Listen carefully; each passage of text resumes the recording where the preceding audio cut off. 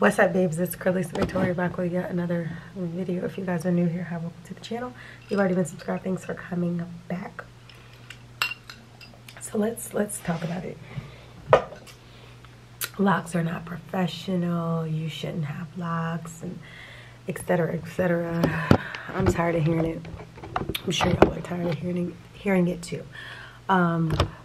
First thing I want to say is, to the employers, to the supervisors, to the managers who are out there who want to discriminate on the basis of someone's hair, that's a part of their actual culture or the part of their makeup as to how they wear their hair. Get it together, please. It's tacky. Let's talk about it. My flower pot is echoing. It's bothering me. I don't have anything in the pot, so it's like echoing. So I gotta prop a pillow there real quick. But let's talk about it. Y'all are rude and y'all need to get it together.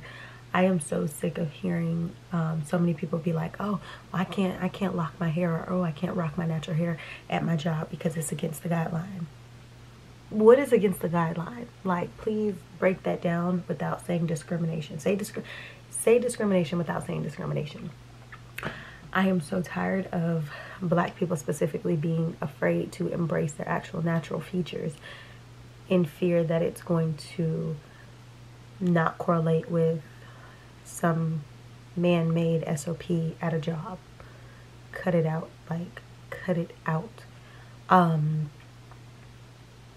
think this is a big topic that a lot of people seem to brush over in jobs, in career fields, and life because it's uncomfortable.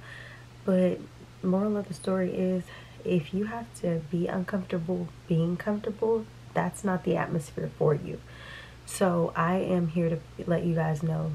I know that you're going to hear people say, oh, well, I wouldn't lock my hair if I was going for that interview, or I wouldn't lock my hair until you get the job and then you can. People do have that perspective. People have that belief. But I feel like if you can accept me with a specific style or without a specific style, then I don't want your job to begin with, because I'm not going to sit around and try to every day look like something that I'm not made to look like. Like, for example, a lot of times, like, our natural hair is not naturally straightened. Like, a lot of Black people, we have our different curls, or we have like a thicker, coarser texture. What grows from our root does not grow bone, silky, pressed like Asian hair is going to grow. Now, there are some people who hair may grow that way, and a lot of times it could be because, I don't know, maybe they are Filipino, or maybe they are Asian or whatever, and that's just how their hair grows. But for the most part, most Black people, our hair is going to grow at some type of texture. The textures could vary, but we're going to grow some type of texture. So in order for you to get it bone straight, a lot of times you're going to have to manipulate it with a hot tooth comb, a curler, a flat iron, a Brazilian, or not a Brazilian, well, Brazilian, or a like a silk press. You know, like, I know at one point I used to have a Korean lady doing my hair. Like, literally, her name was Gwen, and she had this bun. Baby, she used to do my hair, and she did a really good job. But and this is when I was younger, and it's just the thing of, like, our hair is going to naturally grow with the texture, right? And basically what I'm saying is, we shouldn't have to sit here and accommodate for a job or for someone because you feel uncomfortable with the way that my hair naturally grows from my God-given scalp. So if I can encourage you, babes, to do anything out there, is if you want locks for you because that's the style you see yourself with, or that's what you want to embrace because it is a part of your culture, your life, then do it. And if you are heavily weighing on the permission of a job or a career, then you need to rethink your priorities, because you are an adult the last time I checked. So if you're getting a job, if you're of age to get a job, you get a job and you're making a paycheck, that makes you grown. You can have a job and a paycheck at 16. To me, that's making you grown if you have some bills to pay and you have a job. There's people who could be 40 who don't do those things. They're not grown.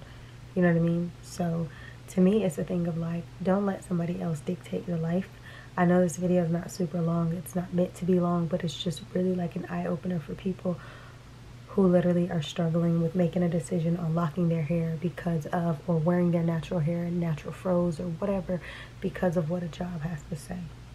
If that job don't accept you, F that job. They didn't deserve you to begin with. So I hope that, you know, people will start to embrace things a lot more as time goes on.